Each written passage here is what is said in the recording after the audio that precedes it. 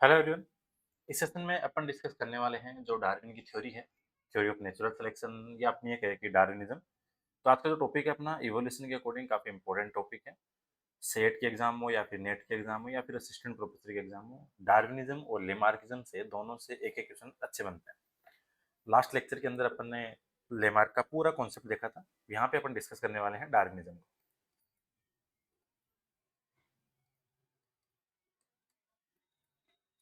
Darwin की basic चीजें अपन starting से पढ़ते आ रहे हैं कॉलेज लाइफ से, बट जो एग्जाम के अप्रोच से अगर अपन क्वेश्चन देखें तो वहाँ पे थोड़े अलग टाइप के आते हैं। तो वहाँ पे अपन सारी बातें यहाँ पे अपन डिस्कस करने वाले हैं।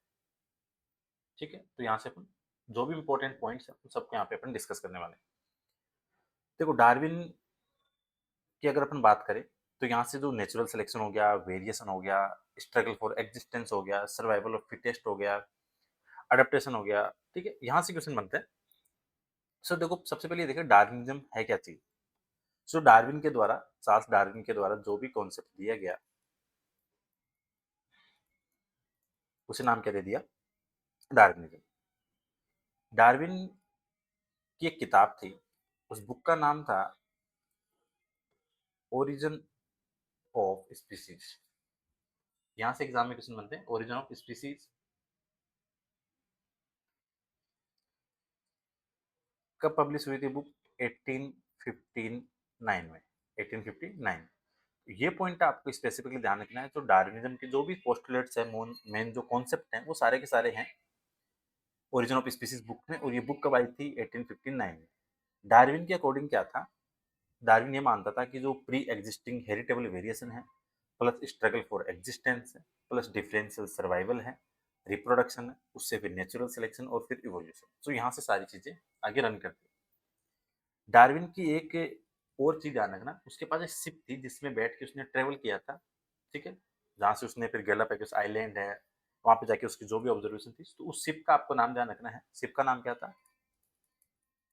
HMS बिगल। हो सकता है ये किसी ने पूछ ले, तो ये भी जाना है। अब बात करें कि जो डार्विन के जो मेन कॉन्सेप्ट क्या थे, उसको अपन डिस्कस करते हैं। Main postulates of Darwinism.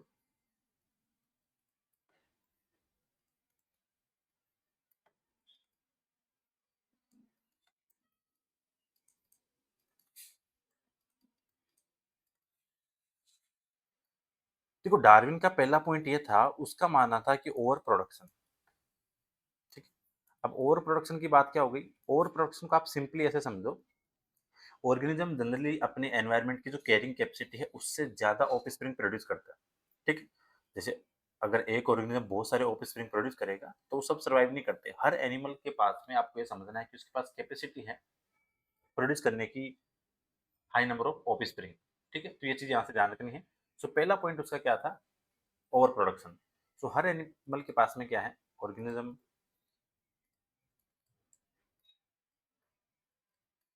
Have capacity to produce high number of offspring.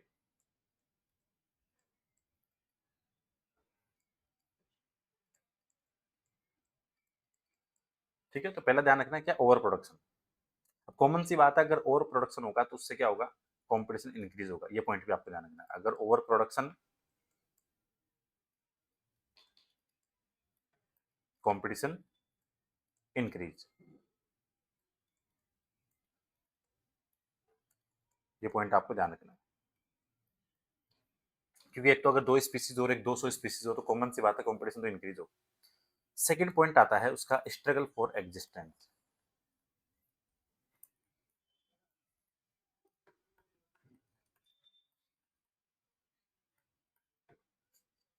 देखो, स्ट्रगल फॉर एग्जिस्टेंस को अपन ऐसे समझ सकते हैं कि रिसोर्सेज एनवायरनमेंट के अंदर लिमिटेड है।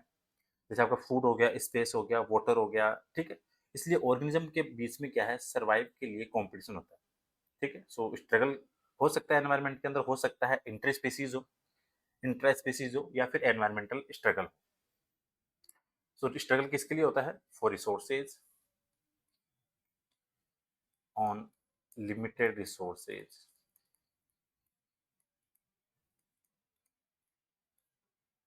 ठीक है, किस पे होगा? लिमिटेड रिसोर्सेज पे होगा। स्ट्रगल कैसा हो सकता है? इंट्रा स्पेसिफिक भी हो सकता है। इंट्रा का मतलब हो गया सेम स्पीसीज के बीच, सेम स्पीसीज के बीच में जो स्ट्रगल है उसको नाम दे दिया intra specific. If you talk about inter specific, so इसको सिंपली अपन समझ सकते हैं डिफरेंट स्पीसीज के बीच में, सेम वाली को इंट्रा और डिफरेंट वाली को inter. And third one is environmental struggle.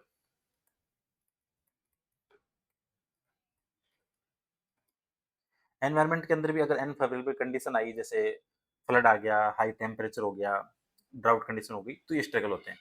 ठीक है, तो यहाँ से आप समझते हैं एनिमल्स के पास में अगर लिमिटेड रिसोर्सेज है तो वहाँ पे स्ट्रगल भी क्रिएट होता है। स्ट्रगल यहाँ पे इंट्रा स्पेसिफिक हो सकता है, इंटर स्पेसिफिक हो सकता है, एनवायरमेंटल हो सकता है।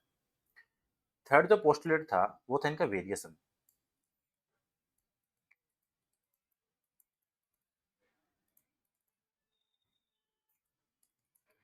वेरिएशन का मतलब ये हो गया कि आपको एनवायरनमेंट के अंदर जितने भी एनिमल्स देखने को मिलते हैं वो सारे आइडेंटिकल नहीं होते, सबके पास में कोई ना कोई यूनिक करेक्टर्स है जिसकी वजह से क्या उनके अंदर डिफरेंस है। तो अपन सिंपली इसको कह सकते हैं एनिमल्स आर नॉट आइडेंटिकल,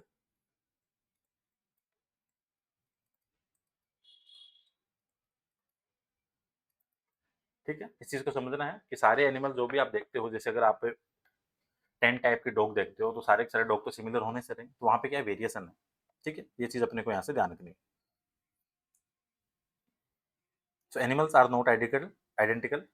अब यहाँ से ये आती है कि वेरिएशंस कैसे आए, क्यों आए, ये सारी चीजें यहाँ पे अपन अभी क्लियर करेंगे। सो पॉपुलेशन के इंडिविजुअल्स आइडेंटिकल नहीं होंगे, इंडिविजुअल्स में डिफरेंस होते हैं जिनसे वेरिएशन कहते हैं, ये सिंपल समझना है। डार्विन ने बताया कि इवोल्यूशन के लिए जो वेरिएशन है वो काफी इंपॉर्टेंट है। ठीक है, इस चीज को अपने को ध्यान रखना है। इसी के साथ में एक पॉइंट और ऐड कर देते हैं अपन, heritability of variation.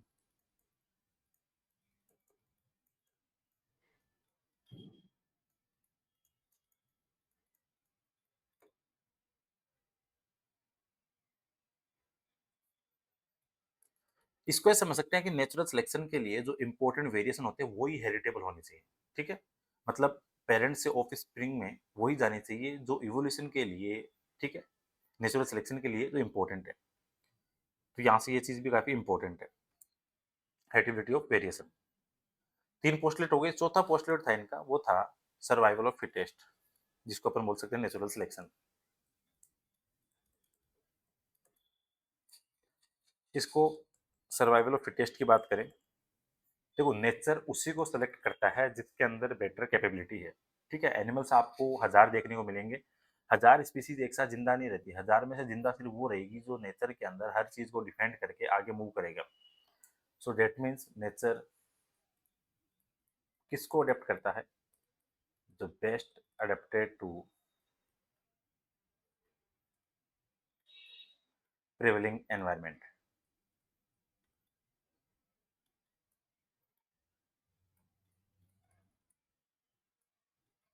That means जो बेटर फिट होगा नेचर उसी को सेलेक्ट करेगा। बेटर फिट यहाँ पे फिजिकल फिटनेस की बात नहीं हो रही है, ठीक है, यहाँ पे किसकी बात हो रही है, कैपेबिलिटी की बात हो रही है नेचर के अंदर खुद को एग्जिस्ट करने की।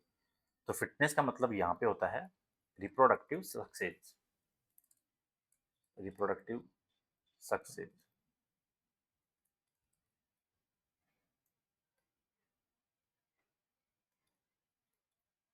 ठीक है, ये चीज अपने को ध्यान रखनी है जो एग्जाम के लिए इंपॉर्टेंट है।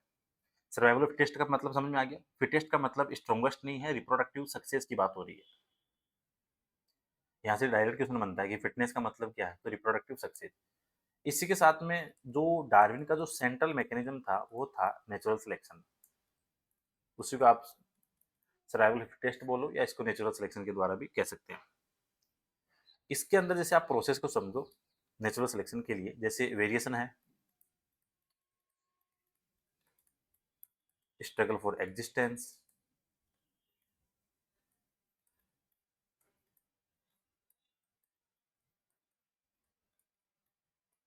डिफरेंशियल सर्वाइवल,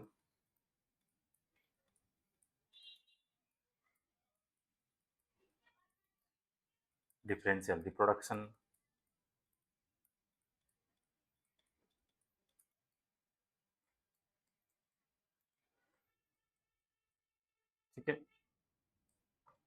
वेरिएशन, या इसको ऐसे हेरिटेबल वेरिएशन।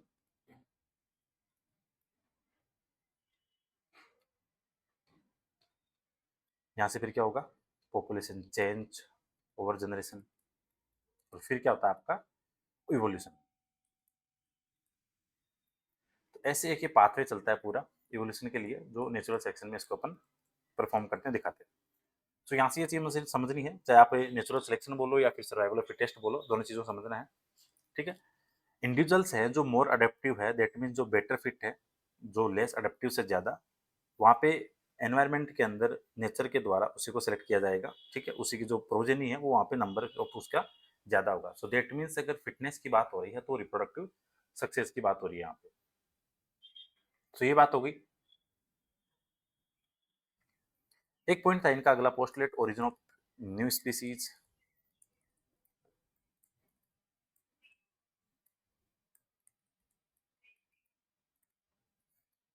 देखो, अगर हेरिटेबल वेरिएशन है और नेचुरल सिलेक्शन है, जिसकी वजह से पॉपुलेशन कैरेक्टर्स के अंदर चेंज आएंगे, उसकी वजह से क्या होगा कि न्यू अपीयरेंस आपको देखने को मिलेगी। दैट मीन्स वहां पे क्या हो रहा है, origin of new species.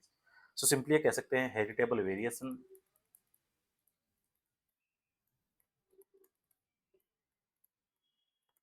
Plus natural selection, अगर ये दोनों चीजें हैं,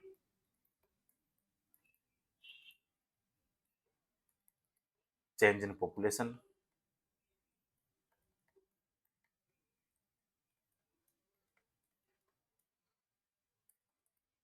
new appearance rise.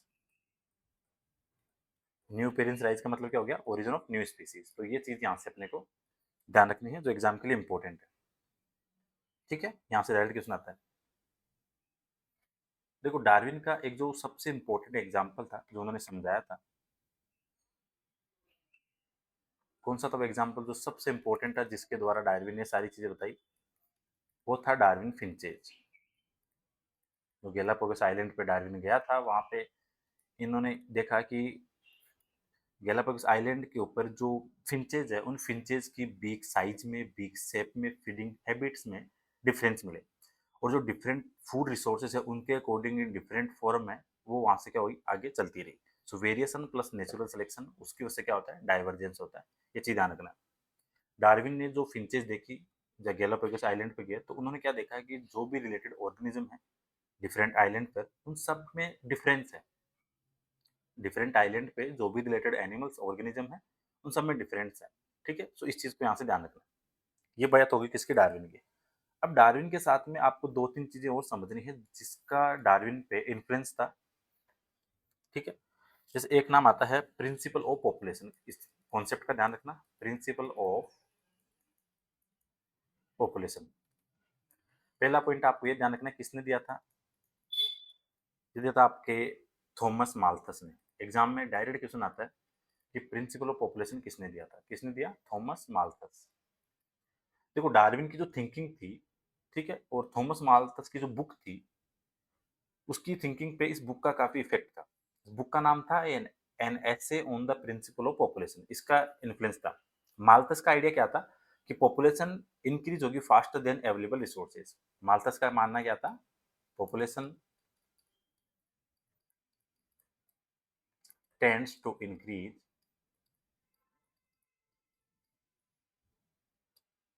faster than available resources।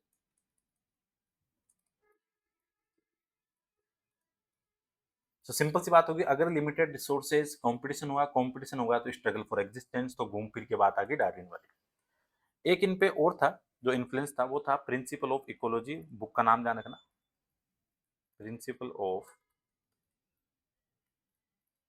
Ecology नहीं, sorry, geology, principle of geology. इसके राइटर थे चार्ल्स लिल। चार्ल्स लिल, यहाँ से डायरेक्ट क्वेश्चन आता है एग्जाम में। ठीक है, तो ये चीज भी ध्यान रखना, एग्जाम के लिए इंपॉर्टेंट है। एक नाम और ध्यान रखना, यहाँ से आता है अल्फ्रेड रसेल वेलेस। ये थ्योरी भी क्या है, एग्जाम के लिए काफी इंपॉर्टेंट है। ठीक है, डार्विन और अल्फ्रेड रिसर्च दोनों की बात करें तो इनको अपने यहाँ से मैच कर सकते हैं। देखो अल्फ्रेड वेलेस थे, इनका भी जो कंक्लूजन था वो ऑलमोस्ट सिमिलर था आपके डार्विन के टाइम, डार्विन की जो आइडियोलॉजी थी उसके अकॉर्डिंग। ठीक है, तो डार्विनिज्म और जो अल्फ्रेड रसल थे, इन दोनों की क्या थी, दोनों की सिमिलर थी। So natural selection was independently conceived by both Darwin और अल्फ्रेड वेलेस, ये चीज ध्यान रखनी है। ठीक है, जैसे 1858 में डार्विन और वेलेस के आइडिया थे वो जॉइंटली प्रेजेंट किए गए थे। ठीक है, उसके बाद में डार्विन का जो मेजर वर्क था 1859 वो पब्लिश हो गया। तो डार्विन और जो वेलेस थे दोनों के सेम कंक्लूजन थे, एंड डार्विन कंक्लूजन सेम। ठीक है, तो ये चीज यहाँ से ध्यान रखना है जो एग्जाम के लिए इंपॉर्टेंट है। अब देखो डार्विनिज्म और अगर आप जेनेटिक्स को साथ में मैच करोगे तो वेरिएशन आए कहाँ से। ठीक है, तो डार्विन इस चीज को नहीं बता पाए थे, तो यहाँ से अपन बात करते हैं कि जो डार्विन का जो क्रिटिसिज्म था वो क्या था।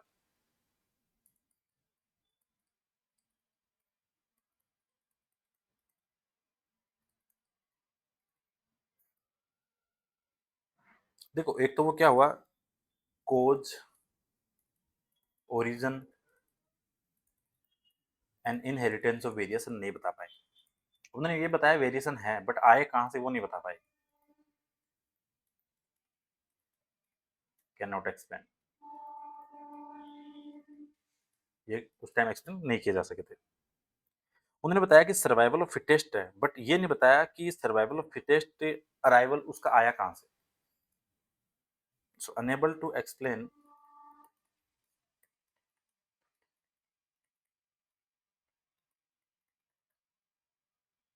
Arrival of fittest.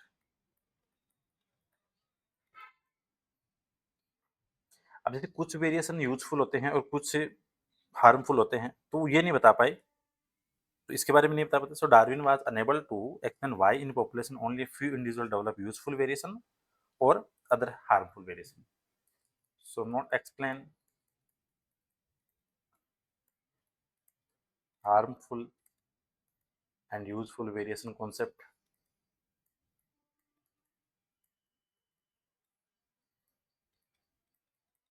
ठीक है, डार्विन की जो थ्योरी थी उसमें सेक्सुअल सिलेक्शन का भी बेस्ड था। ठीक है, सो क्रिटिसिज्म था वो किस पे बेस्ड था, sexual selection. That means sexual selection का फंडा ये है कि फीमेल के पास में राइट ऑफ सिलेक्शन होता है, तो इसको ये बता ही नहीं पाए कि फीमेल्स के पास में क्यों। So why only female have right of selection for mating. ठीक है, ये चीज वो बता ही नहीं पाए थे। तो ये बात थी किसकी, डार्विन की क्रिटिसिज्म की। यहाँ से क्वेश्चन बनते हैं हमेशा कि डार्विन की जो कॉन्सेप्ट कॉन्सेप्ट है उसके अंदर क्या क्या चीजें हैं, तो ये चीजें यहाँ से अपने को ध्यान रखनी है। इसके बाद में एक नया पॉइंट आया, नियो डार्विनिज्म।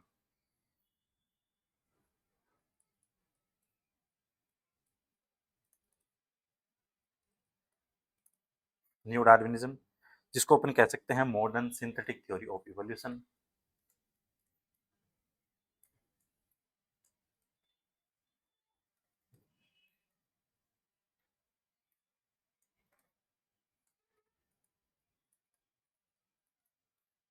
देखो जो नियो डार्विनिज्म था वो मॉडिफाइड था किस किस के द्वारा, एक तो वीजमान के द्वारा, साइंटिस्ट का नाम ध्यान रखना है आपको, डिवरीज के द्वारा,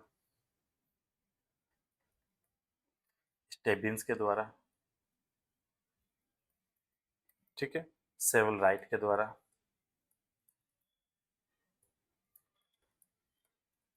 मेयर के द्वारा, और एक और थे डोबजेस्की, डॉब्जन हेस्की।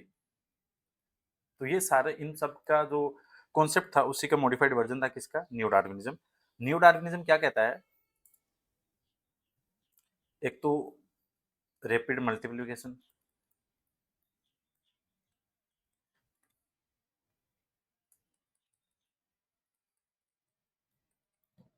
Struggle for existence,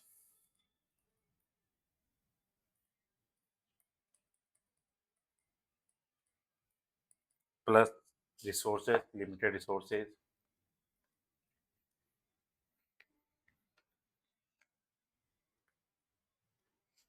plus genetic variation.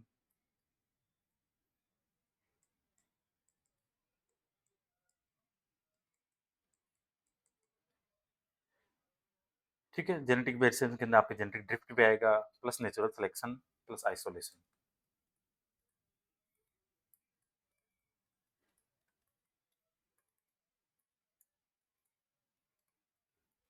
ये सारे पॉइंट मिलकर क्या बनाते हैं, न्यू स्पीसीज। तो ये था न्यू डार्विनिज्म। तो ये चीज यहाँ से अपने को ध्यान रखनी है, जहाँ से एग्जाम में क्वेश्चन बनते हैं। अगले सेशन के अंदर नेचुरल सिलेक्शन के जो 3 टाइप हैं उसको भी अपन देखेंगे कि कौन से टाइप होते हैं नेचुरल सिलेक्शन के, क्योंकि वहां से भी क्वेश्चन एग्जाम में बनते हैं। तो नेचुरल सिलेक्शन के टाइप भी देखेंगे, स्टेबलाइजिंग है, डायरेक्शनल है, ठीक है, और डिस्टर्बिंग है। ये सारे अपन अगले पार्ट में देखेंगे। तो इस वीडियो के अंदर अपन ने जो डार्विन की पूरी थ्योरी की बात की है, ठीक है, सो यहाँ से सारी चीज समझनी है एग्जाम के अकॉर्डिंग। सो वेरिएशन नेचुरल सिलेक्शन क्रिएट नहीं करेगा, वेरिएशन अराइज होगा म्यूटेशन से, रिकॉम्बिनेशन से और जीन फ्लो से। ये चीज आपको ध्यान रखनी है। फिटनेस का मेन डार्विन के अकॉर्डिंग था रिप्रोडक्टिव सक्सेस, ये भी समझना है। इवोल्यूशन हमेशा होता है पॉपुलेशन लेवल पे, ये लाइन ध्यान रखना। इवोल्यूशन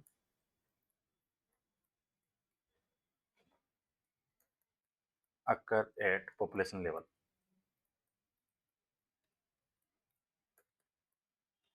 ठीक है, ये चीज भी ध्यान रखना। अगली वीडियो में अपन डायरेक्शनल सिलेक्शन, स्टेबलाइजिंग और डिस्ट्रप्टिव सारे देखेंगे। ठीक है, डार्विन की अगर लिमिटेशन की बात करें तो उन्होंने वेरिएशन का ओरिजिन नहीं बताया, हेरिडिटी मैकेनिज्म नहीं बताई, ठीक है, जेनेटिक्स तो उन्होंने इन्वॉल्व की नहीं थी यहाँ पे साथ में। सो ये इंपॉर्टेंट पॉइंट थे आपकी डार्विन के कॉन्सेप्ट के अकॉर्डिंग। सो प्रीवियस लेक्चर के अंदर लिमार्किज्म देखा, यहाँ पे डार्विनिज्म। अगले लेक्चर में अपन देखेंगे नेचुरल सिलेक्शन के टाइप। सो मिलते हैं नेक्स्ट सेशन में।